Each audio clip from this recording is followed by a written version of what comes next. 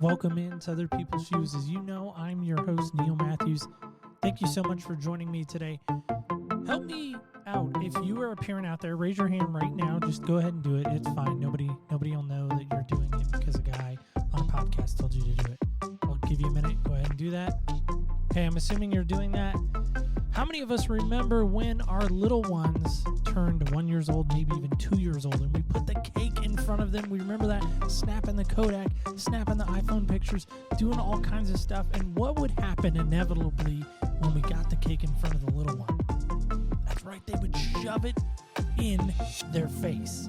And so in honor of that, Other People's Shoes is turning 2 years old.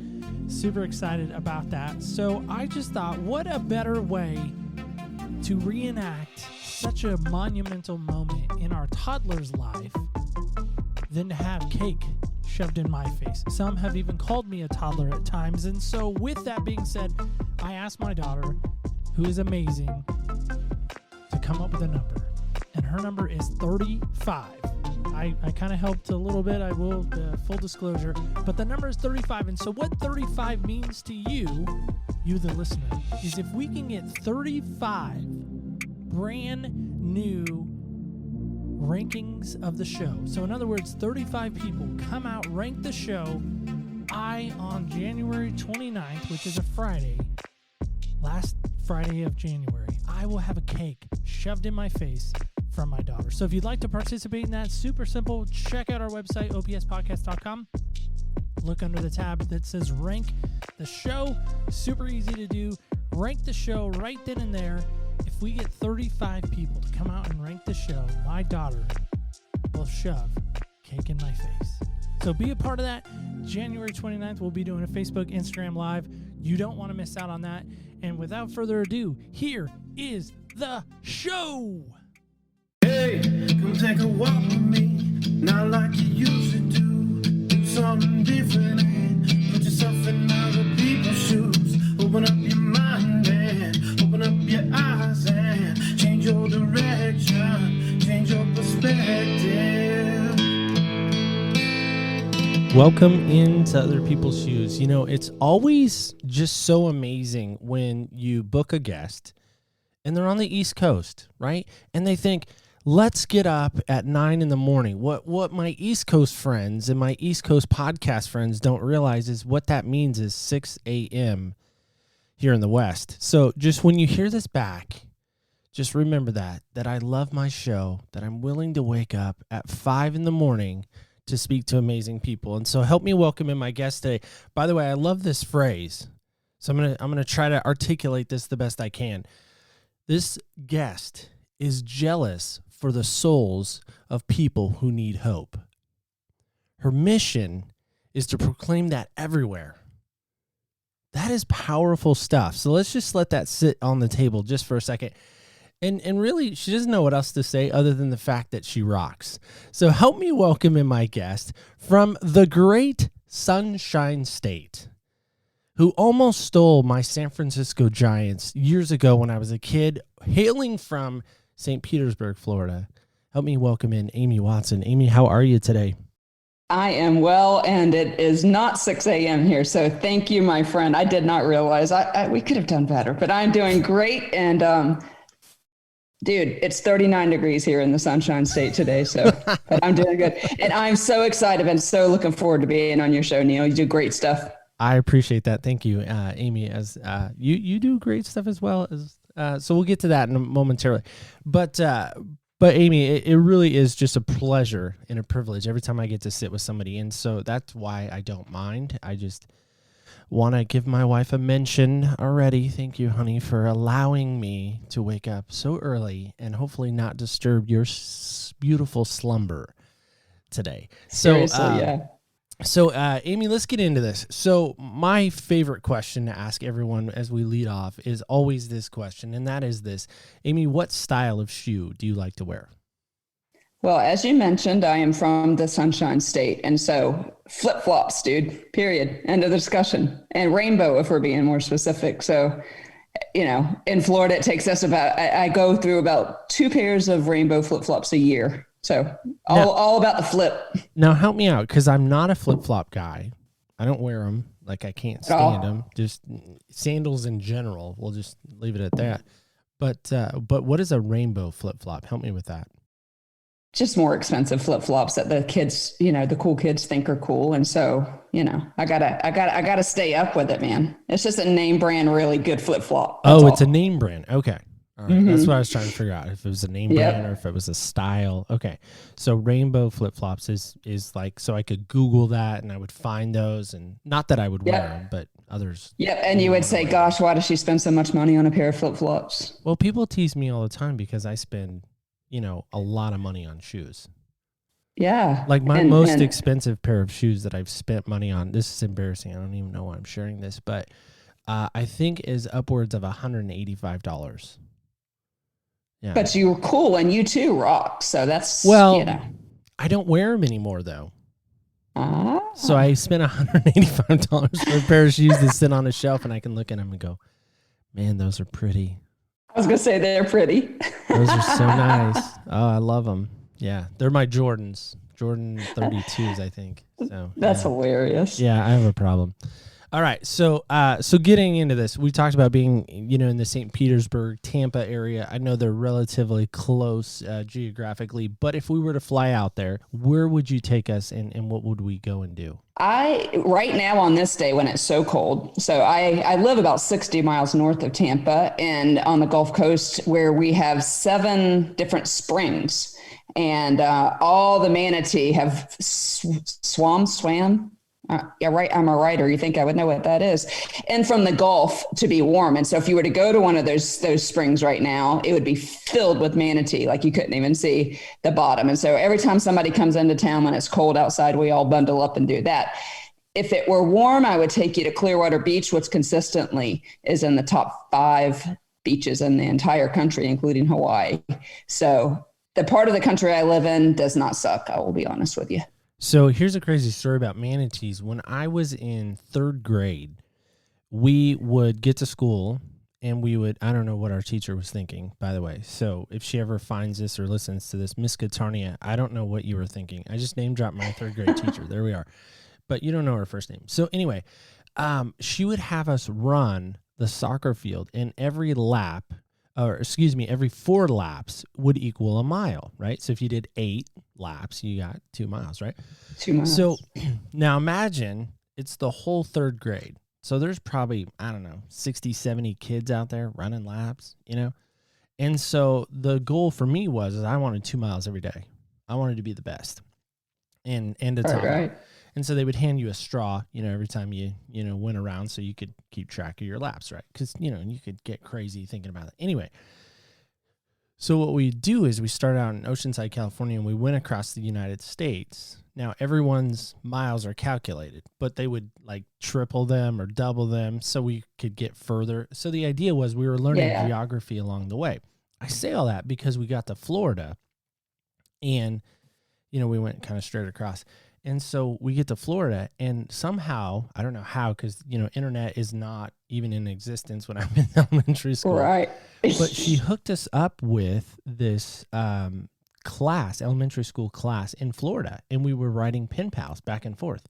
And so my pen pal is telling me about a manatee in the Everglades, right? Now, I know that's a little south of you, right? If I'm not mistaken. Yeah. Okay. Just making sure my geography is right. Nope, you're 100% right. But I couldn't figure out what a manatee was. Like, because again, there's no internet. Like, I can't go to the library and Google manatee. Now I can, of course, but back then I couldn't, right? And so he's describing this. And so years later now, my family and I go out to SeaWorld, actually, somewhat in your area, more south. Yeah, in Orlando. Yeah, in Orlando, right.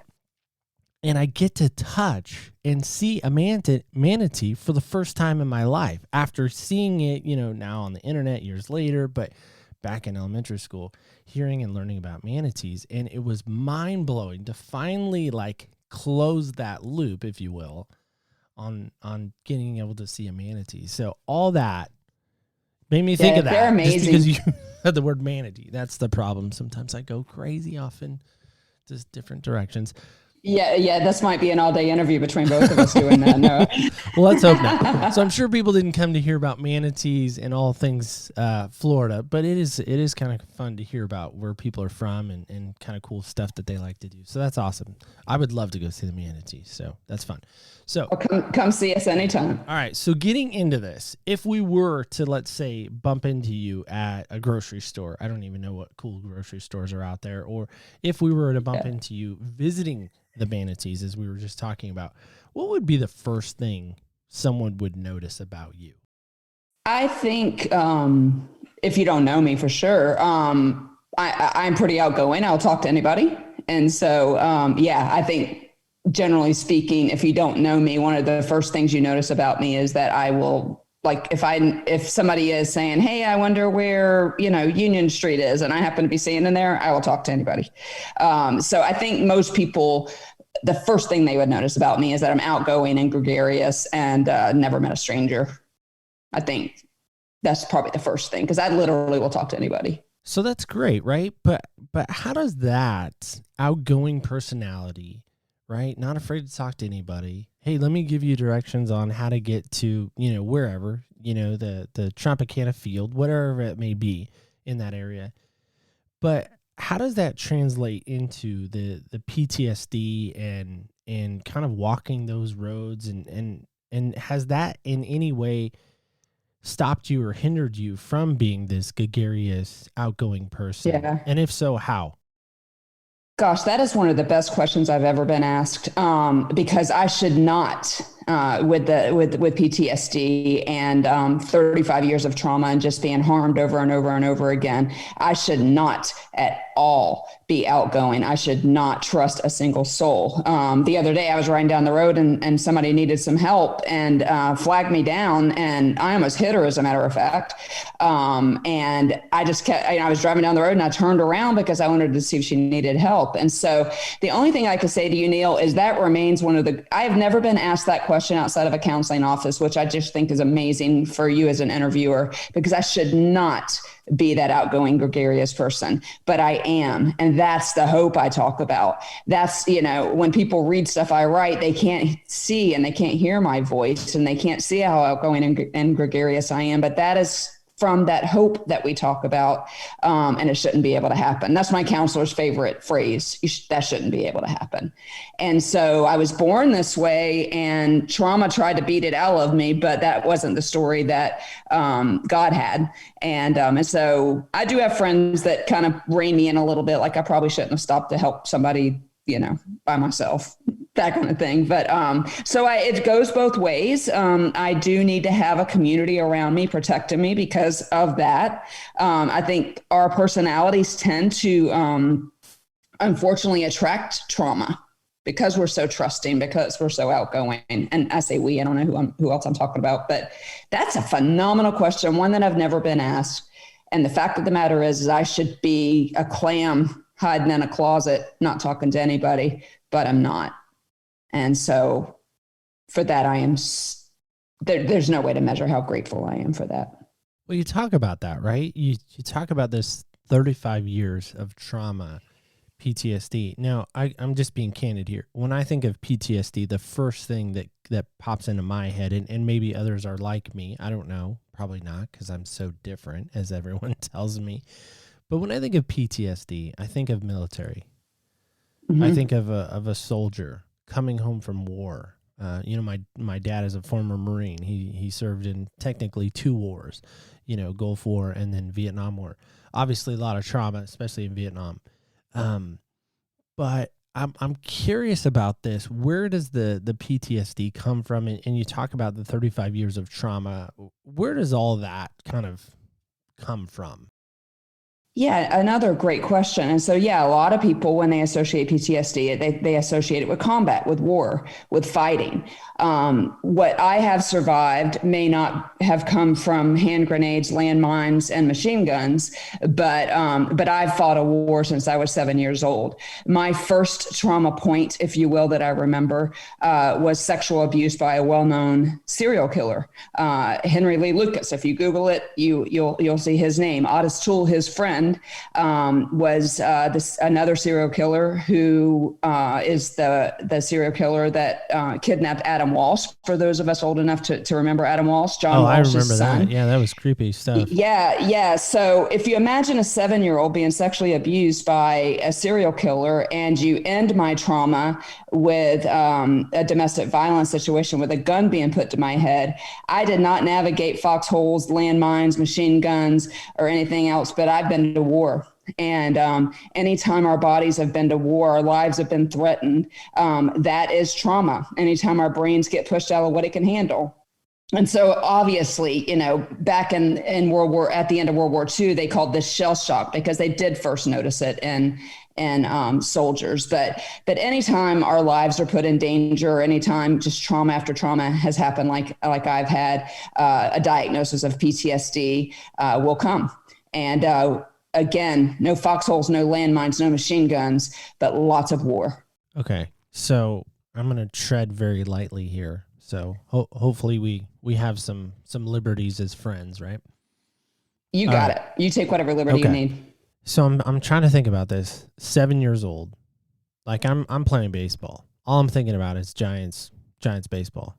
That's all I'm thinking about. Yeah. I'm thinking about how I'm going to be the next Will Clark. I mean, that was my mindset at 7, right? Right. And, but at 7, how does someone gain access to you, whether it be, through your parents, whether it be through a school, I don't know.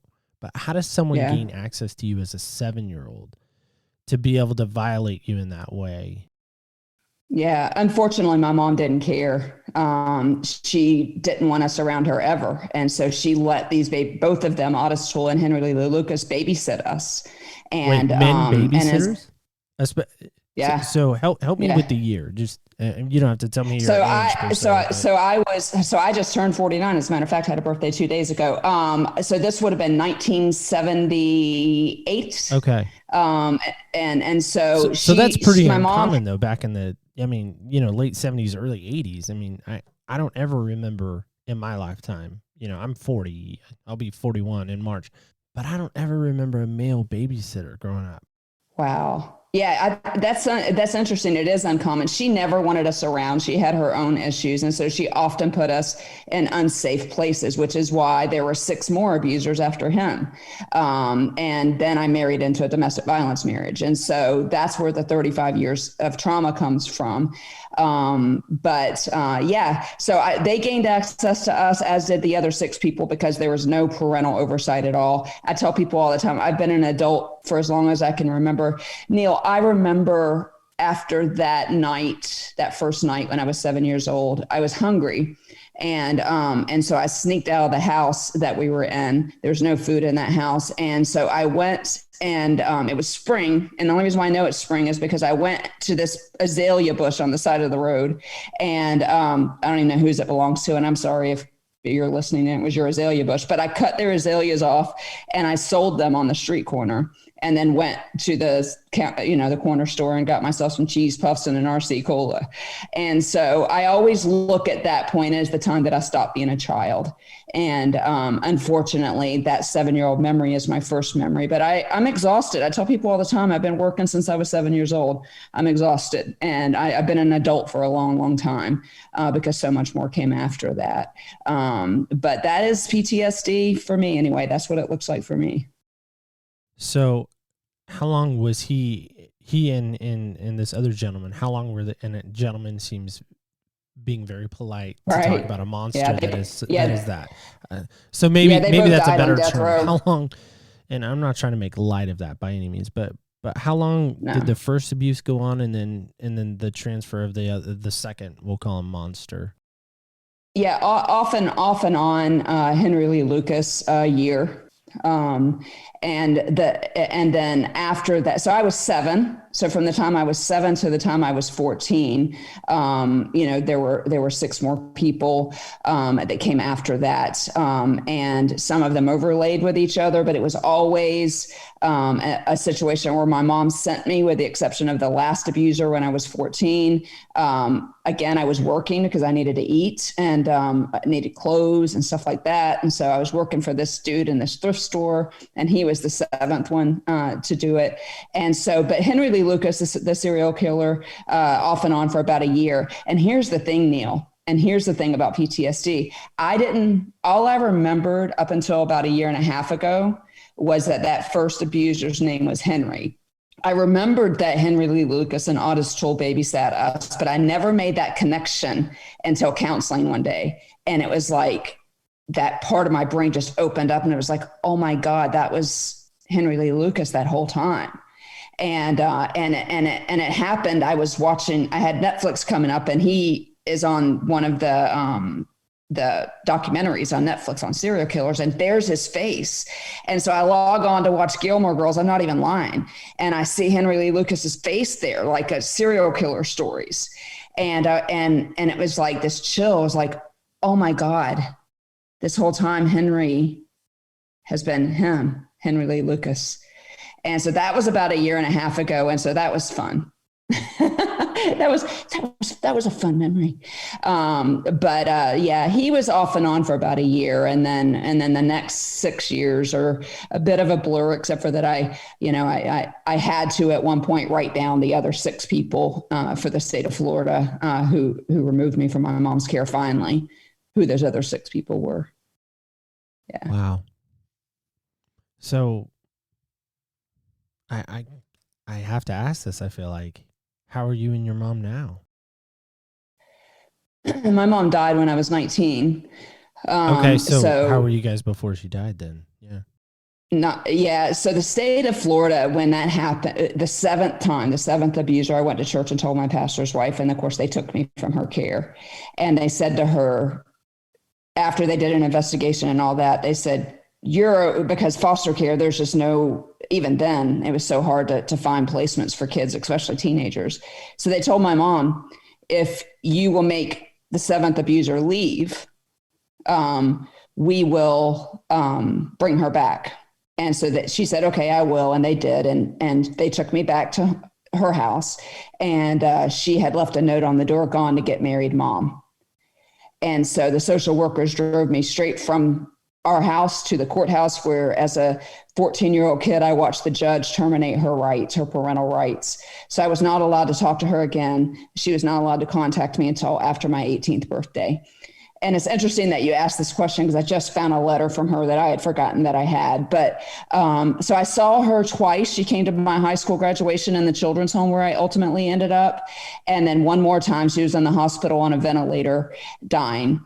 And I kind of was there all weekend. She didn't talk, I didn't talk. And as I walked out of her room, out of her hospital room, I thought, this is probably the last time I'm going to see her. She was out. She was medically induced coma. I should grab her hand and tell her that I forgive her. And I didn't do that. And I lived in such regret for that for so long, that she died, that she stepped into eternity thinking that I had not, in fact, forgiven her. And I don't know that at that age that I had forgiven her. But at 19, my sister and I was 19, my sister was 21. The doctors asked us to sign a piece of paper taking her off of life support. And so we did that, and planned a funeral and a memorial service for a mother who didn't want us and who harmed us. And so she stepped out into eternity with all of this unresolved. And that has been one of the hardest parts for me, even now, so many years later. That has been one of the hardest parts for me. It was more important for me to know to tell her, you know what, I don't know what happened to you. Something broke you to break me. And I'm sorry, for that, whatever that was. I'm so sorry for whatever broke you. And I forgive you. And I'm, this is 49-year-old Amy talking. So we're literally talking 30 years, about right this time of year too, is December 13th. I wish I would have told her that. So that long answer to that question is, we weren't okay. I mean, she wrote me a letter and said, I love you, Mom. And I literally found that just a couple of days ago. And that was the first time I remember ever seeing her say that. But even that letter was more about her. Like, I'm not doing well. I'm lonely. I'm this, I'm that, And so that relationship never and I loved my mom like all kids do, but I always tell people, I think I had an extra special dispensation. I was the youngest. I loved her. I just wanted her to want me, and she didn't. And so that's why I'm so passionate about hurting people, because even talking to you, you can hear it in my voice. It hurts now, 30 years later. Well, yeah. How could it not hurt? You know what I mean? How could it not hurt? Yeah. I mean, let's face it. I mean, I would think even back in those days, there was probably sex trafficking going on. I'm guessing. I don't know. Yeah, I'm sure. I would imagine. But I would imagine it's not a new, it's not a new fad that we're in now. And fad seems so disrespectful to say to that industry. But I would imagine, I mean, she could have sold you guys, you and your sister, right? She could have sold you guys for drugs. She could have, pimped you out. She could have done all kinds of stuff to you. And it sounds like she kind of, in a sense, did. Maybe didn't get compensation per se, but put you in hands of, or put you in the care, and I use that word very loosely, of people that would do harm to you. Yeah, and she just didn't. It was as if she didn't care. But again, it's it's like anything else when you're talking about these kinds of things. And it's a miracle, my counselor calls it the miracle of me. But it's just Jesus. It's just Jesus who is redeeming all the years that the locusts have stolen. Joel 2:25 is one of my favorite verses, but yeah, it still hurts. And in so many ways, I'm grateful for that. That's why I do what I do. It's why I write. I've been trying to write a memoir for 10 years. I keep telling people that manuscript needs to heal, because I want people would get caught up in the serial killer part of my story versus the redemption and the restoration and the things like that. Well, and that's kind of sensationalized a little bit, right? And, and I think that's what you're referring to, is the idea that would draw people in, because, hey, you're babysat, and I air quote that, by, 2 serial killers. It's like, it's like when you go to play, I don't know if you've ever played this like bingo game with people, like, oh, I've skydived, and you fill in that bingo square. It's like, well, I was babysat by 2 serial killers. Nobody's going to probably fill that square for you. Yeah, that's terrible. Yeah, for sure. I can't believe I made a joke about that. Sorry. No, this is the only way I could talk about it. So I appreciate it. Fair enough. All right. So fast forward now, you talk about, your husband, ex-husband, right? Having a gun to your head. Like, can you take me to that? Was it a night? Was it a morning? Can you take me back to that day and like, how did that happen? Yeah. And that day, by the way, was November 17th of 2016. So I had been in that domestic violence marriage for 12 years at that point. And there had been all kind of punches and pushes and all that stuff. But I had gotten back into church, and because God and I were on a hiatus, I had a huge John the Baptist crisis of faith decade, really. But that night he was drunk, which alcohol was an issue a good majority of the time. And he unfortunately monopolized on some of the scars that I have from being sexually abused. And so there was some marital rape going on and stuff like that. And so I was asleep one night, and that was getting ready to happen. And I woke up to, like, he would watch one too many cop shows, and listeners, you can't see me, but he literally had a flashlight in one hand and a gun in the other, and said a bunch of stuff. I don't remember what it was, put the gun to my head. And I still to this day don't know whether the magazine was empty or it jammed, but he said a bunch of profanity and clicked the gun. Well, as soon as clearly no bullet came out of the gun, I pushed him off of me. And even and again, you can't see me, but I'm pushing my right arm, which is my dominant arm. I pushed him off of me. He had about 100 pounds on me. It tore all kinds of stuff in my shoulder, which still hurts to this day. And he fell on the floor because he was drunk. I got up and left and went to another room, should have left when I look back on it now. But I determined in my heart at that point that I would leave him, but I would make sure that it was safe when I did. And so in January of 2008, I finally did leave, left the country, actually. Have family in Toronto and went to Canada. But yeah, I fully believe that he wanted to end my life that night and had that gun. Not, again, I still don't know whether the magazine was empty or it jammed. All I know is that it didn't dispense a bullet. It was a Glock. He had a Glock to my head, Well, here's the thing. You don't know, as you already said, you don't know if it's loaded or not, but still, even if it wasn't loaded, the trauma, as you're, so well articulating, the trauma of having a gun loaded or not loaded to your person, to you, at your head, that's a kill shot. Yep. It's still a very traumatic event, especially considering the yelling, the circumstances. I mean, you mentioned, the rape, marital rape. What hurts the most? What hurts the most of all of that, Neil, is that neither one of them, and so we could put my mom in this category, neither one of them valued me as a human being enough to not want to do that to me. And so therefore I didn't value myself. And back to your original question about how I'll talk to anybody, a lot of times that is because most people would not say I'm insecure. But in some ways I am, because I feel like I have to create my value for people to not love me, but to not hurt me. And so to think that somebody that stood in front of God and our family and our friends wanted me to die with a bullet in my head, still, it hurts the very core of my being. And so when you look at this repeatedness, you look at my mom and you look at the 7 abusers and you look at my ex-husband, it's very difficult for me to go, what is wrong with me? I'm the common denominator here. And so that's what hurts the most.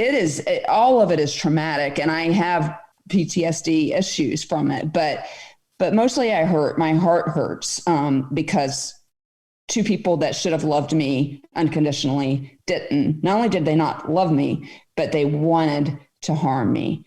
And unless God decides to heal that pain, I will take it to my grave with me. Well, that was going to be my next question. Is how has forgiveness played a role in your story? Because let's face it, you've already alluded to the fact that there's never been that kind of confessional, sit down with mom. Hey, mom, let me just tell you, I know you were messed up. You were broken to, you did some really bad stuff to me. You allowed me to be not protected and not safe, not nurtured, not even to mention your dad. We haven't even talked about him yet. But my question is even with your ex-husband, is there any place in your heart where you can forgive him? Oh, 100%. Yeah. And he also has passed away, died of a drug overdose in a hotel room by himself, which is a whole different kind of pain. I can say with a clear conscience with both of them that I have forgiven them. And that is nothing short of, I just really don't want to live in bitterness and anger and resentment. And so sometimes it's an everyday transaction. I have some physical issues as a result of what, especially my ex-husband did. And so when I have to spend money, I've spent hundreds of thousands of dollars on counseling and stuff like that. If I didn't make the transaction, and that's the way I heard it described to me one time, to forgive them, which means to release them from the responsibility of the hurt that they have done. When I make that transaction, then I get peace. And so sometimes the transaction to forgive them. And look, right now in the pandemic, I am a person that has to be careful about catching the COVID-19 virus, because I have a virus in my heart, which was a parting gift from my ex-husband. And so every time my friends are out and I look at pictures and I go, I can't be there because of him. Yeah, I have to forgive him all over again. And so many times people think that forgiveness is a one-time thing. For me, Neil, it's almost an everyday thing. Like, I live with the repercussions of what both of you people did. But I'm not going to let you rule me now. I hope you're both in heaven, but I'm not going to let you rule me now. And more than that, I'm going to turn it in to something that can be used, and the purpose for the pain. And so the transaction, the decision to forgive them is most of the time very selfish, because I don't like the way it makes my heart feel when I don't forgive, when I look back at it. I don't like I don't like the person it makes me. And you know what else? I don't want somebody looking at me going, what broke you so much that you hurt me? I don't want to be that person either. That's a powerful statement. Say that again. So I don't want to be the person where somebody is sitting across a table from me because I've hurt them, and they look at me and go, what broke you so much that you hurt me so badly? Because isn't that the tendency of life? Yeah. I think it is. And maybe I'm making just a really big... No, I think you're absolutely sweeping, on spot with that. declaration, whatever it may be, that you hurt me, now it's my turn to hurt you. Right. Hurting people hurt. And in fact, not only am I going to hurt you, I'm going to hurt you way worse than you hurt me. Because there's this like one-up kind of vengeful, attitude that I think people have sometimes. Well, and it's a shot of that sense of well-being, like, oh, got you, now I feel better. Now I'm going to zing you right back. Yeah. Yeah. Now I'm going to zing you right back. But it would break my heart if I hurt somebody so badly where they ascertained themselves, she was broken, therefore she broke you, or she tried to break you. I don't ever want to be sitting across the table from somebody that asked me that question. And so, if for no other reason, forgiving them is so important so that I don't repeat what they've done, especially from my mom's standpoint, from the generational curse, that's biblical. And so I don't want to be that person. So, but forgiveness to me is not a one-time thing. It's a transaction that has to be made over and over in trauma like this, in my opinion. Yeah, totally agree. So there's a verse that comes to mind, and this is a verse that I have struggled with. In fact, I've committed it to memory, but I looked it up just to make sure I quoted it correctly. But it's a hard verse for me, so I want to share this with you. See, and then get your response on it. So it's Galatians 1:10, and it says this: "Am I trying to win the approval of human beings?" This is the NIV, by the way, "or of God? Or am I trying to please people? ? If I were still trying to please people, I would not be a servant of Christ." Hard. Now, I hear you in that. Younger child, dismissed, pushed away, thrown in the closet, so to speak. You're not worthy. You're not accepted. You're not this. You're not that. You're not, right? Fill in whatever the you're not is, right? The gap at the end, right? The blank space. How do you, not someone, we'll make it more about you. How do you reprogram, rewire your thinking into saying, no, I'm actually a daughter of the King, and he loves me unconditionally? How do you do that after all of that garbage that you just shared? Not that your life is garbage, but what happened to you was garbage. Let's just be honest. That's a fair way to say that. Wow, what an amazing question. Like anything else, sometimes it's easier than others. I would not be here today had it not been for what I call, well, actually, I'm going to steal this from my pastor, but 2 a.m. friends, five-star friends, a community of people that remind me, even yesterday, as early as yesterday or late as yesterday, that remind me that I'm a precious daughter of the Most High God, keeping people around me that remind me of that, because I forget. I wake up, I often refer to this, like most people without this much trauma wake up on sea level. I wake up in a basement. And so just for me to get to basic, I call it Psalm 139-ness, where I step into my fearfully and wonderfully madeness, is work. Like, remembering to hydrate, brush my teeth, that kind of stuff. All of that is work for me. And so the first way I do that, Neil, is keep people in front of me that remind me. I am a big proponent. If you've listened to my podcast or read anything I've ever written or friends with me on Facebook, I am a huge proponent of counseling, especially trauma-informed counseling, but more than anything. And I know that not everyone that listens to your show or my show or podcasts in general share my faith or shares your faith, but the star of my story is Jesus, who promised in Joel 2:25 to restore the years the locusts have stolen. But at about 18 or 19, God gave me my life verse, and it's Philippians 1:12, where Paul writes, I want you to understand that the things that have happened to me have really happened to further the gospel. And in 2020, when I say I'm jealous for the souls of people, I want people to know what that feels like. Like, you don't have to hurt. I mean, and it does hurt. Like, you can hear it in my voice talking to you. I planned this interview on a day when I could go to some water and change the subject for a minute, because I'm willing to lay myself bare out there, because the gospel is the good news. The gospel is the only way we make it. The gospel is the only way I'm sitting here talking to you. And so it sounds oversimplified. If you don't share my faith or Neil's faith, you don't have a higher power. Get a community, get people that will love you, get people that will remind you how awesome you are, that you rock, and get into some counseling. But that's how I most days keep it in front of me. Yesterday was a bad day. Sometimes I have bad days, and I didn't remember my Psalm 139ness, and I didn't remember any of those things. And it was a bad day. Like, I went to sleep in tears last night, And so the reality is that it's work to stay well when you have this much trauma. And I don't know how anybody would do it without the hope of Jesus. But all I hope is at the end of the day, if I were to walk out and get in my car and get in a car accident, that anyone who has ever had any contact with me would say she loved Jesus and she loved people because she wanted people to know that he is hope in all of this trauma and all of this pain. And it's still not awesome, but I have an ever-present help in trouble. Yeah, there's this song, and I wish I could play it.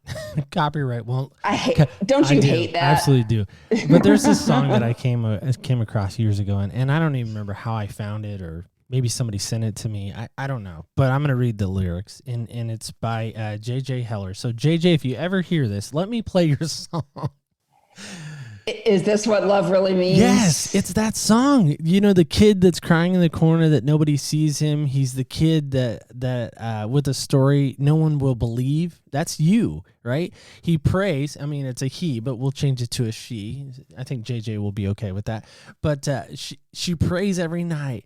Dear God, won't you please, could you send rescue someone me, who will love me for me? And the chorus goes, who will love me for me, not for what I've done or what I've become. Who will love me for me? Because nobody shows me what love really means.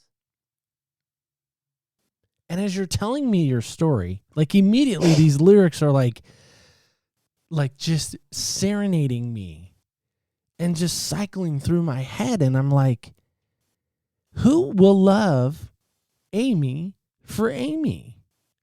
Not what she's been, but what she will become. And it's easy, I think some would say, in concept, like you're saying. It's easy to say, oh, Jesus will just love you. Jesus loves you. Right. Jesus loves you. Yeah. I mean, we say it all the time. Oh, Jesus loves you. Did you know Jesus loves you? Right. But to put head to heart, there's a huge line difference between head and heart. Yeah. All right. There just is. And So I have to ask you this, Amy. Who will love Amy for Amy? I mean, it's easy to say Jesus. We know that's the answer. We know that's the hope. But who in your life really right now is loving you and pouring into you? So you're not this song anymore. Right. I'm so fortunate. It's so funny that you bring up that song, and I'm holding back the tears because I taught 2 years of high school in between my divorce and what I'm doing now. And one of my students sent me this song. And the lyrics are so powerful. I wish JJ Heller would let you play it. But I met some people at church, my pastor's wife being one of them. And I am in a house right now as we record this that was built for me by my friend's dad. I met her at church, my friend, and she said, my family will be your family. And they were right. They are my family. And so, but the way you worded that was so interesting, because I still try to earn their love. I still try to earn my friend Cheryl, who is also my pastor's wife, who when I had a nervous breakdown in 2008, hugged me and said, "You're worth fighting for." I remember trying to give her. I tried to give her a gift. I'm a 2 on the Enneagram, and so we feel like we're all about helping you, but I gotta pay you back for helping me. And so I tried to give my friend Cheryl a gift for taking me to the psych ward and checking me in. And I remember her pushing it back from me and going, "I did that because I love you. You don't have to do something to be loved." I still wake up in performance mode. And so the fact that you worded that, who will love Amy for Amy, is what my friend Chrissy, who is really my sister from another mister, said when I brought her on my podcast. I called her the memory keeper because she's walked with me through so many of these things. And even in that live podcast recording, she's looked at me and she's like, "When are you going to understand that Jesus loves you for you, but so do we? We don't care if you ever write a book or you ever go speak here or our business does ever well." I still to this day, Neil, struggle with people loving me for me. And so, yeah, I'll talk to random people in a line because I feel like I have to show you how outgoing and gregarious and exciting I am. But at the end of the day, I know in my head that my friend Cheryl, my friend Amy, my friend Chrissy, I have my friend, because this will be all over my social media. So my friend Chris, these are 5-star friends that pray for me and remind me that they love me. But this is something I very much still struggle with, because one of the things that is also true is that God has gifted me with some gifts that the world rewards, and so I can sell an ice cube to an Eskimo. Well, so now you've given me this thing that gets rewarded by the world because I'm fairly decent at what I do. But so now that's what it's all about. That even when I was 7 years old selling boiled peanuts so that I could eat, it was all about that. Like, my mom's going to love me because she didn't have to feed me. I fed myself. And so one of the things that this pandemic has done is stripped me of all of that, because even as I'm talking to you, I'm not even sure that my business will make it. So my identity has been in that business or in this trauma. What now? I am the precious daughter of the Most High King. And I just have to keep people around me that remind me of that. So I want to tell you a story. I know we're in your shoes, but I back in our Christmas season, I recorded an episode with my former executive producer, and we were talking about our What Happened When's. That was our previous season and our dates. And so him and I sat around and we opened up, basically presents, but they were dates written on a piece of paper. Yeah. And in that, I shared a date about the date that my dad actually said after 39 years. Now, I'm 40 now, so I mean, obviously almost a year has passed, right? Some time has passed, but after 39 years, he finally verbally said to me, "I'm proud of you." Wow. And I remember driving home. I told this in the episode, but I'll tell you as well. That I remember driving home with my wife, and I said to her, I said, "You heard that, right?" Yeah, like I just didn't, because sometimes we can fathom things in our mind, or we can think something happened, or we can trick our mind into something, right? I said, "That really happened, right? 39 years. He said it. And she goes, "Yeah. What are you going to do with that?" And I thought, I don't like people asking me questions. I I'm ask the the one that asks questions the here. questions, not you. Please, let's be clear on that. But I'm going to ask you the same question she asked me.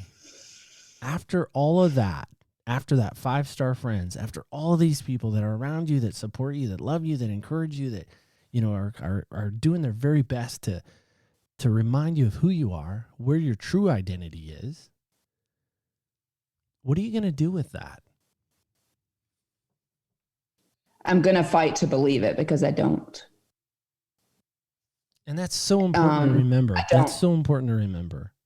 Yeah, I don't. And you just, the interview time is fortuitous because there are no guards here. Yeah, I don't believe it. And so I'm going to continue to fight, which, goes back to, war doesn't just mean landmines and machine guns. I'm going to fight because one of the things that I do know is that I say I know it, but I'm saying it. I am worth fighting for.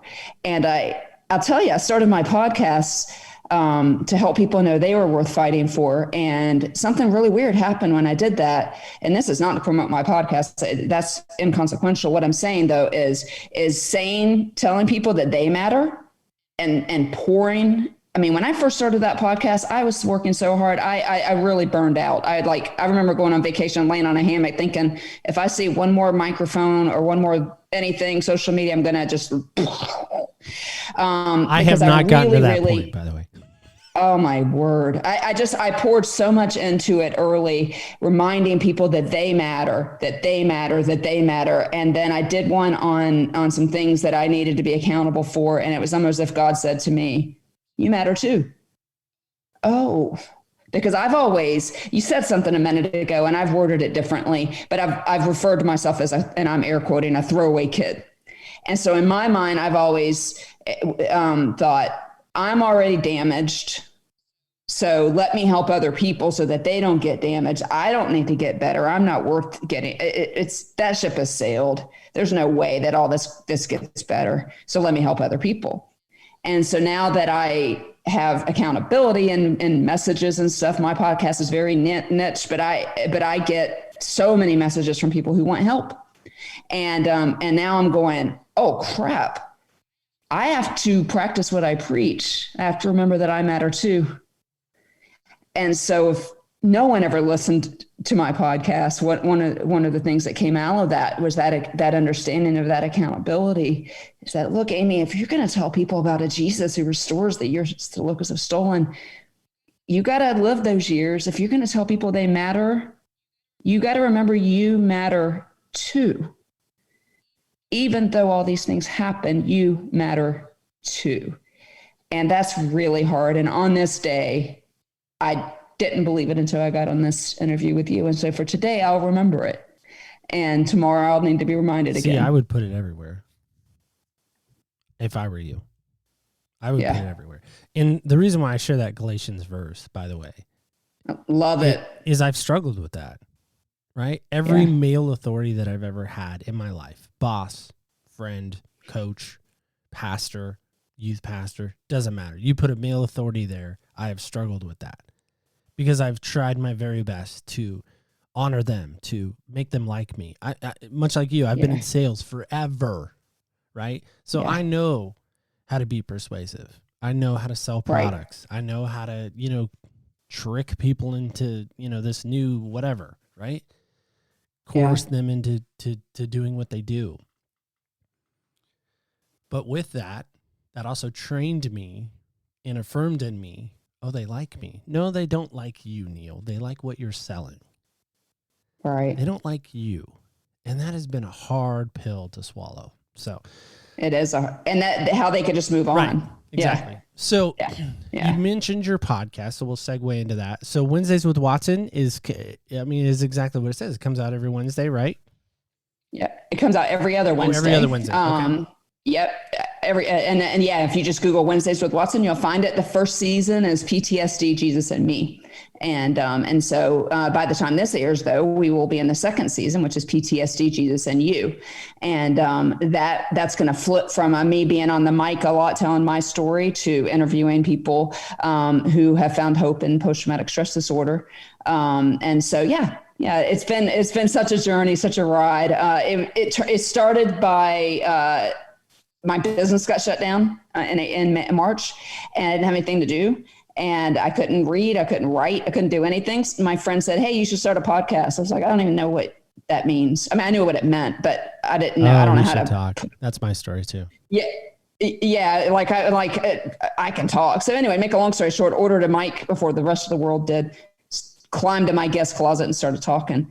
And it's been amazing, the amount of people that have been helped.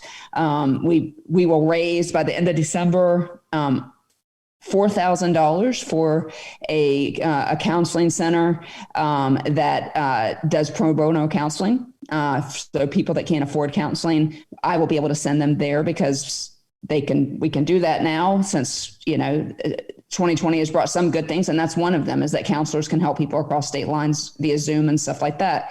And so so the podcast has been amazing from that perspective. I don't know what I'm very different from most people that are in our, you and I are in the Christian Podcast Association together, and most people there, we all love Jesus.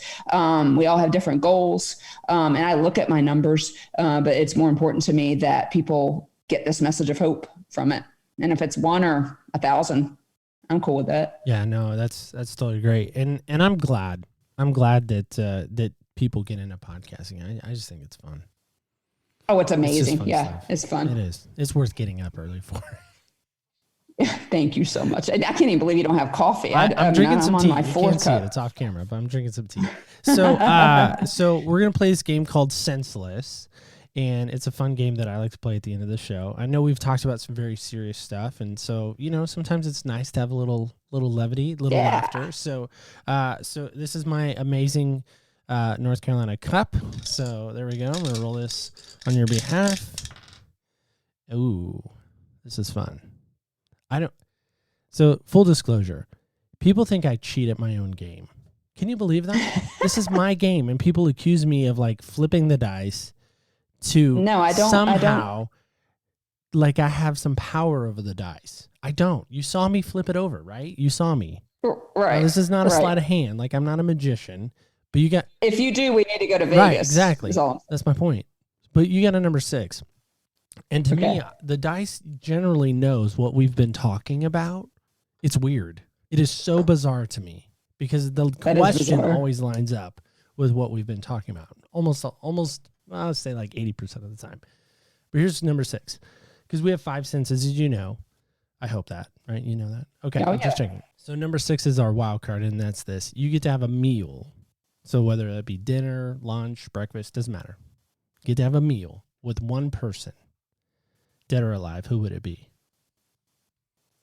Where are you going to eat first, and then who's it with? Whew. My goodness, C.S. Lewis would be who I would have it with. And he wrote Narnia, right? I always get that mixed up, well, him and Tolkien, but he wrote. Yes, Narnia. you and me. But, well, I don't get them confused, but a lot of people do. I love C.S. Lewis.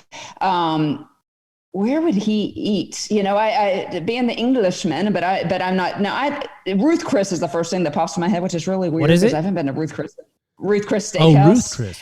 We don't. Which is the first thing that popped in my head. So that's why I was wondering. Yeah, they're a high-end steakhouse, but yeah, man, I'd love to sit down with C.S. Lewis because I have to read his stuff, 185 times to understand it. But I love Narnia. It is about as childlike as I get, not to try to turn this thing back serious, but there we go.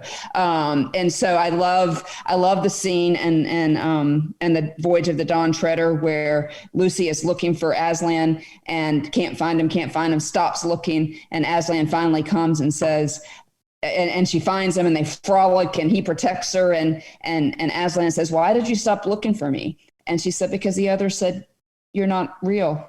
The others stop believing. And I just love that. And to me, it's such a battle cry for those of us who, because one of the hardest things for me is if Jesus is all knowing and all powerful and omnipresent, and I think those are the three omnis that he is, omniscient, but it's hard. You talking about how you having a hard time with that Galatians passage. It's hard to understand those concepts and go, so you were in that room when I was 7 years old? Cock your head like this, so I think I would sit down with C.S. Lewis, and I have a feeling that he would bring that up and say, you got to just keep believing. Just because the rest of the world is looking at you like you're crazy.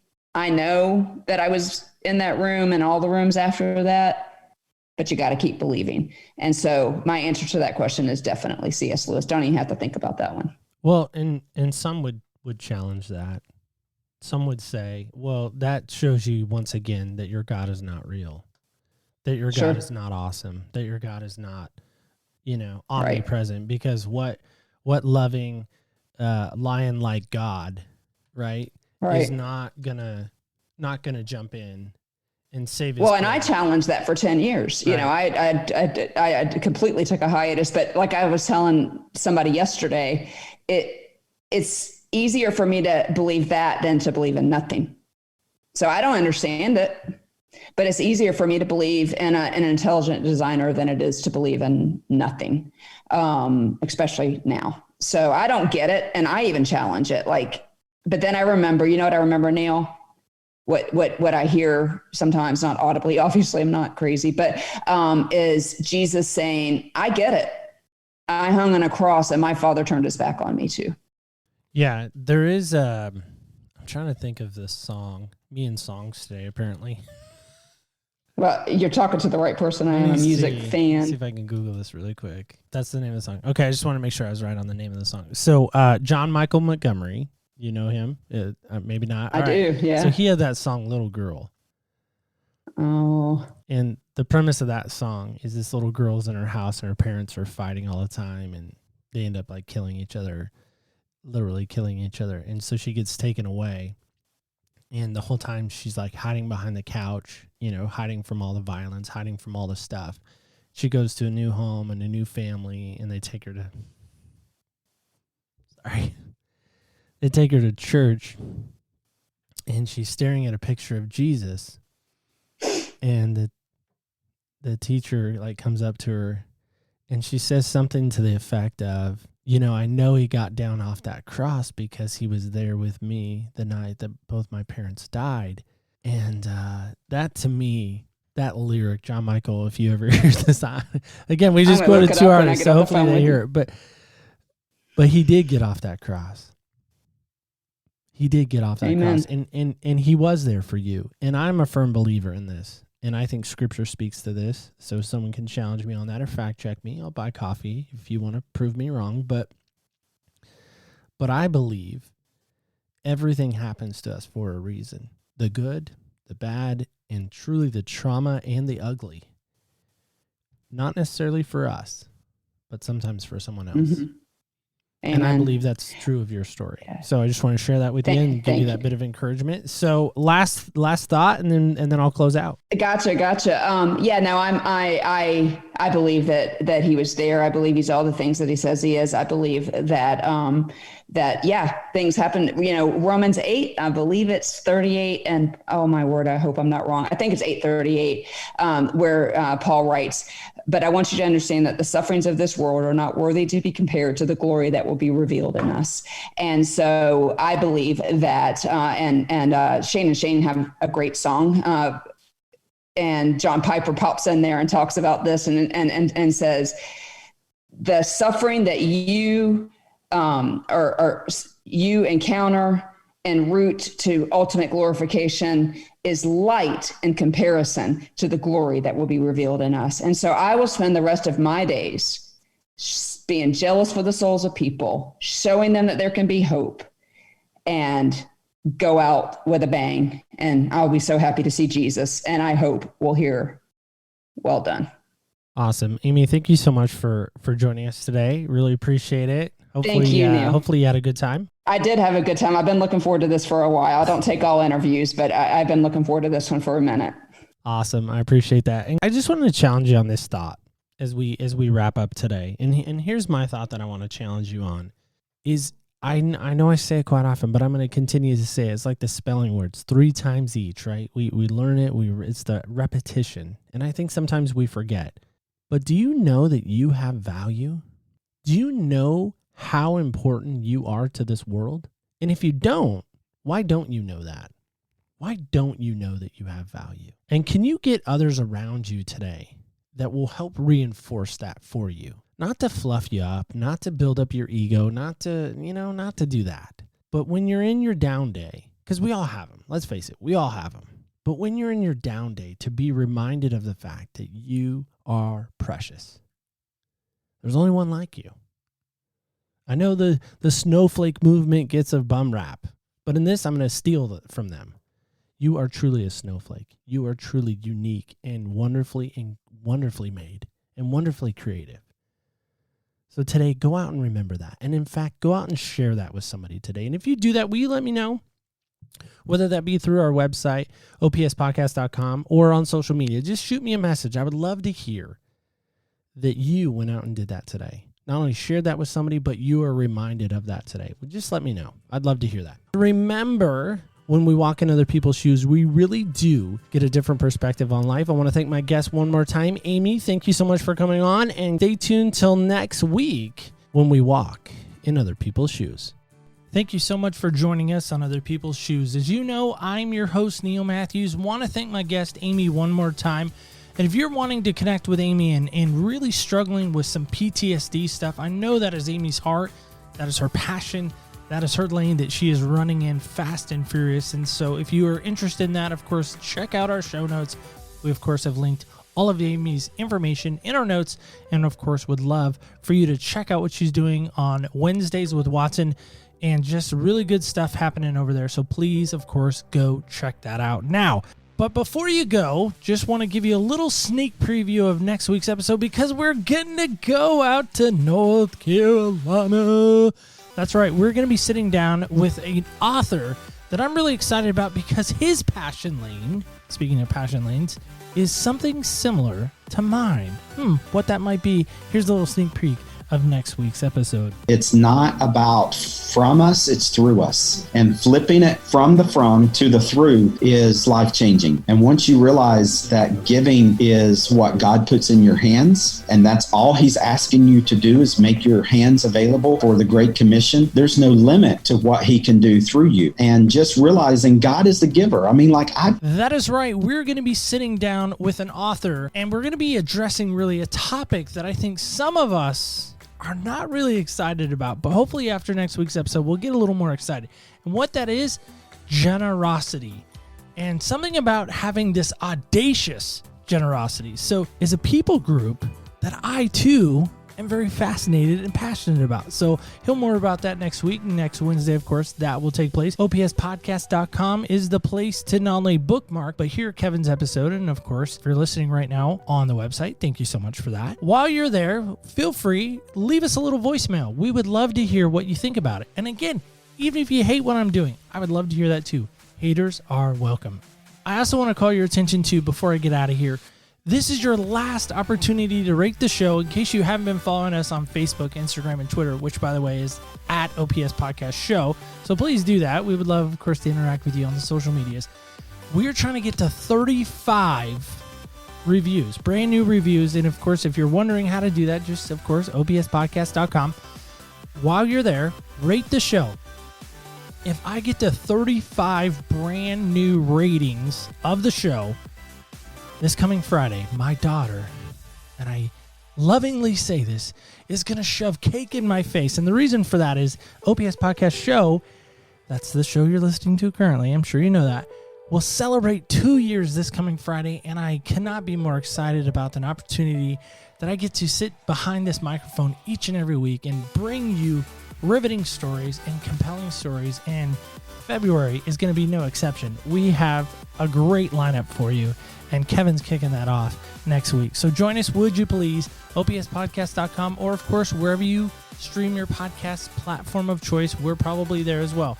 So just remember this as we get out of here today. Remember, when you walk in other people's shoes, you really do get a different perspective on life. Join me right back here next Wednesday as I walk in other people's shoes.